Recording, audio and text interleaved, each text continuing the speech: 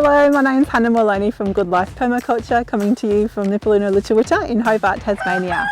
Today, this video is for all the chook lovers out there, and I'm going to show you 6 things for easy chook keeping.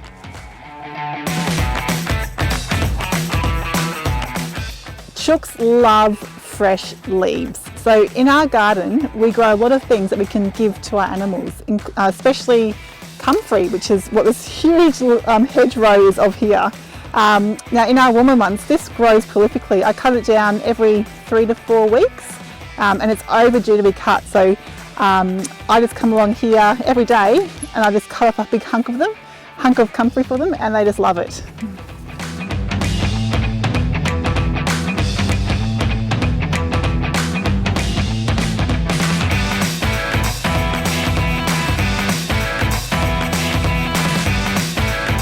A good thing if you've got flighty chooks who just keep jumping over fences regardless of how high they are, is that you can trim their wings, or at least one of their wings, to stop them from flying.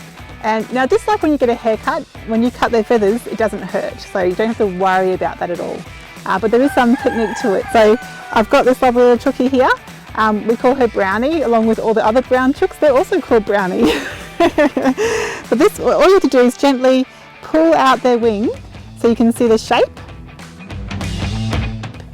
and you can see, maybe if you come above, you can see there's a line here. This is the line we want to cut.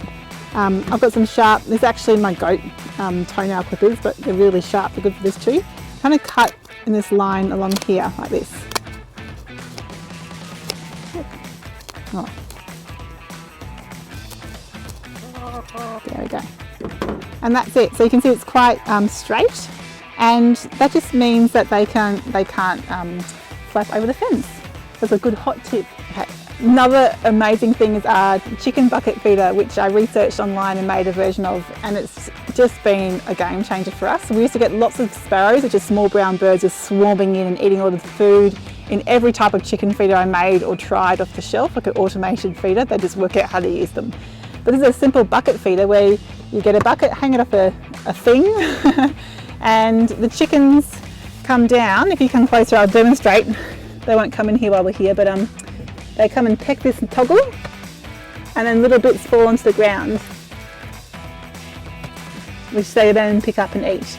And it's so good. And so look, that's been it's cut out probably like 98% of the birds that used to come and swarm the place, so it's been hugely beneficial.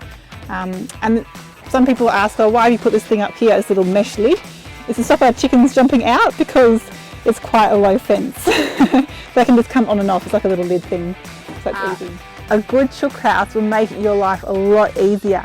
You can see that we've placed the chook house on the outside of their run, which means that we can come and check on their eggs and harvest them and say g'day, hello, without having to go through the run, which is totally lovely, but just means that we have to stop and pat the goats, feed the goats and hang out, because they always want food and cuddles. This is quite quick and efficient and really practical. And you can see, in addition to that, we've got this external egg hatch, which means, again, you don't have to crawl into the house or go through a tiny space to get the eggs. I've already harvested the eggs today. And if you look through here, you can see that the chook house has a grated floor, and I've already done a story about this in Gardening Australia as well, so I'll put a link down to the profile about that so you can watch that in more detail. But this house is a game changer. You don't have to clean out the poo from it. It's because the poo falls through the floor into a crate underneath. It's a preventative health measure. The other thing we do with the chook house is that we grow a plant behind me called tree wormwood, which is a little bit young now, but all you do is, it's nice to grow it next to the chook house, so it's nice and close. You get the fresh leaves, like so, and you place it in the box where they're nesting, and it's a preventative measure to deter mites that can come sometimes. It's a really strong, pungent herb, so you can understand how it might do that. It's incredibly potent. So I sprinkle that around periodically, and that's just like another nice thing that you can do. A really, really important thing that some people aren't aware of is that chickens need deep litter in their run. They're originally a jungle bird, so if you think about a beautiful jungle forest floor, it's soft and spongy and there's lots of layers of leaves and sticks and rain's falling and branches are falling down, forming beautiful compost eventually. So we want to imitate that as much as we can in this kind of domestic scenario. So what we do, we dump loads and loads of wheelbarrows of wood chips down there, and then over months as the rain falls and the manure gets dropped by all the animals, it forms this gorgeous compost or half compost, which I scrape out, put into some compost bays on just nearby, and eventually it breaks down and ends back on our food gardens. It's a slow composting system and it works beautifully.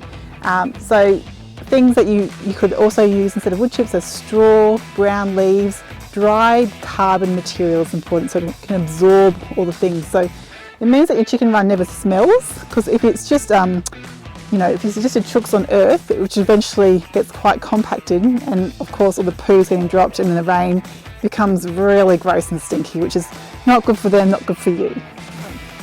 Keeping any type of animal in your garden is a big deal, so it's really important you get your systems right, and if you're good to them, they'll be good to you.